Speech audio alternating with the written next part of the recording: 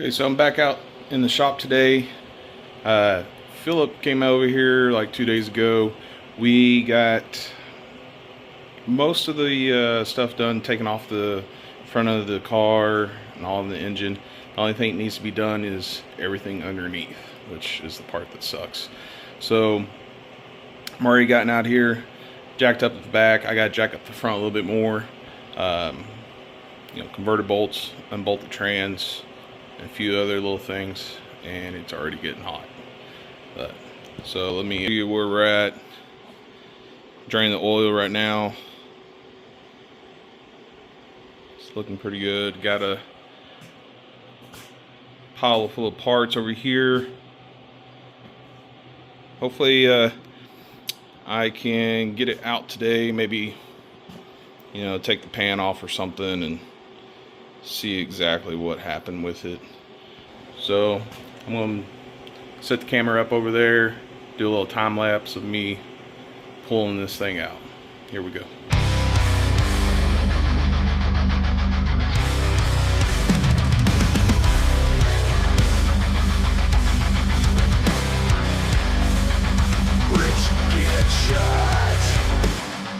Muscles glisten, demons fall, dance they listen, chaos reigns, screams abound, bodies stomp, crush the ground.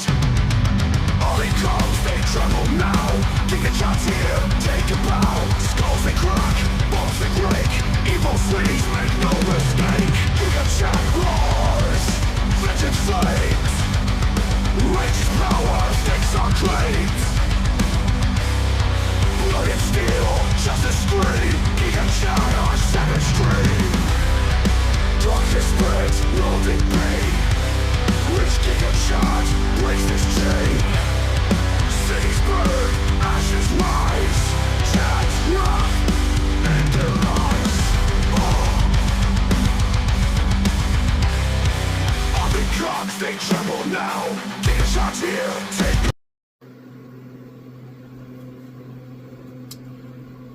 Okay, I got the engine over here.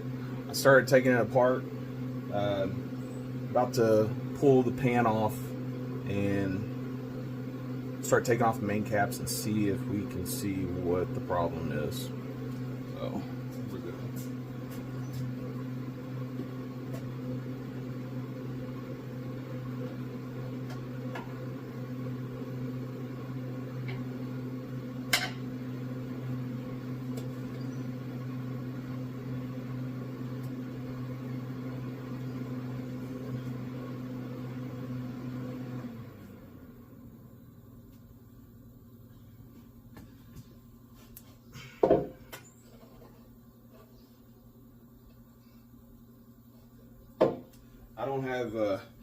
I don't have any video or pictures of what the filter looked like whenever I opened it, but it was really bad.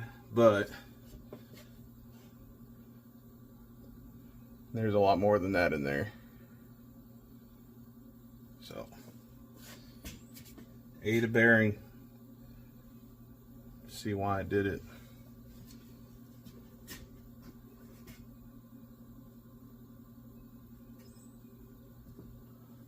Oh, that was on the pickup tube.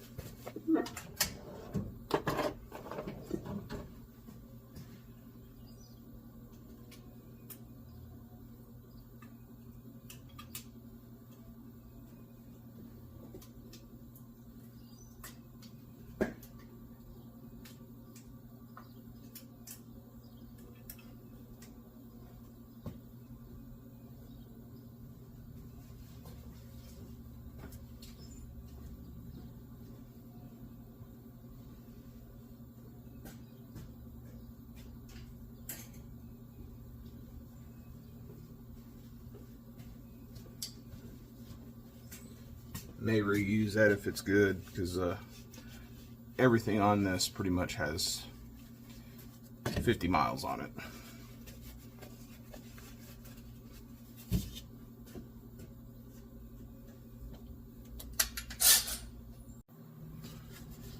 Alright, I got the windows tray off and the main cap bolts off. Let's see what the problem is.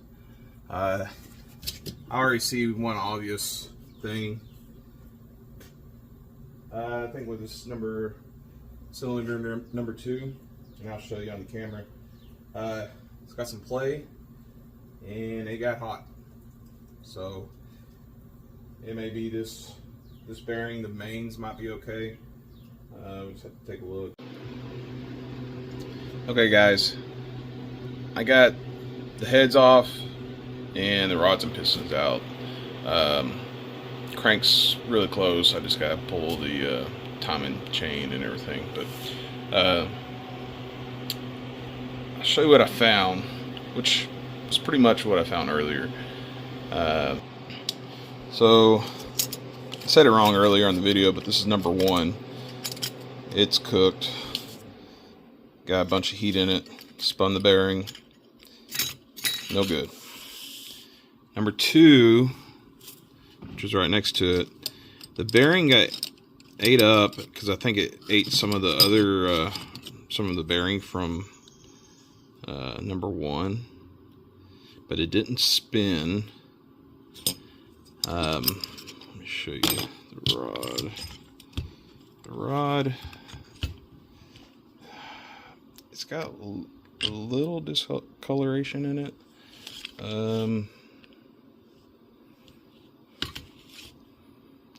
I think it'll probably be alright. I may go ahead and torque it down and then mic it and everything and see if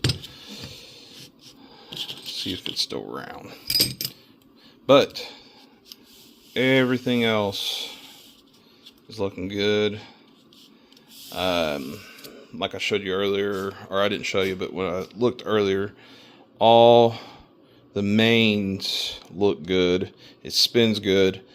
I didn't look at the last one. Pretty sure it's probably good, but if there's an issue with it, you know, we'll see. So I'm happy because I think the block would probably be all right. The crank, it's cooked right here. I mean, I can feel it. It's not horrible, but it's definitely going to have to be turned down. I just don't know if I want to use it and put oversized bearings in it. I may or may not, but I think what happened is it might have starved for oil. I'm not sure. I did see the oil pressure go down. Now, I don't know if it went down because it was starving for oil or if it's because it spun the bearing. I'm not sure. So one of the main problems with this engine, and maybe my valve covers, I'm going to try to fix the issue, but it pushes oil out the valve covers. I've tightened up the ring gaps whenever I built it the second time around, and it still seems to do it. But I am have my catch can venting on the back side of the valve covers, so I guess it's pushing everything to the back side of the head, and then it's pushing it out into the catch can. Because whenever I dynoed it, it didn't push anything, so it's just sitting there. It doesn't have the G's or the force or whatever you want to call it of it pushing the oil to the back of the engine. And so I don't think it's necessarily a overpressure crankcase pressure. There we go.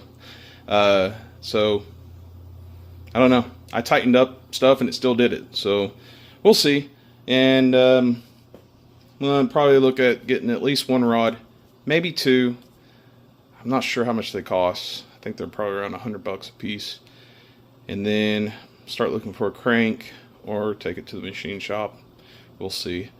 And go from there. So I'm beat. I'm going to go in the house, take a shower, and I'll see you on the next one.